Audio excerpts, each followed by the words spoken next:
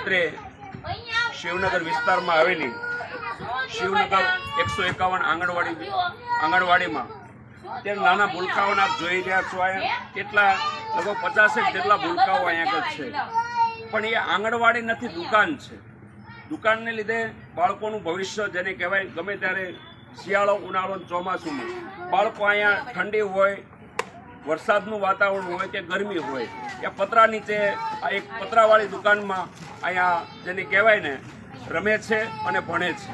પણ આ લોકોની આંગણવાડીના સંચાલકે ધારાસભ્ય સુધી પણ આ વાત પહોંચાડી છે. અહીંના વિસ્તારના નગરસેવકોને પણ કીધું છે. ત્યારે એમને પણ કહેવામાં આવ્યું કે ભાઈ તમે મકાન ગોતો, જવાબદારી તમારી છે.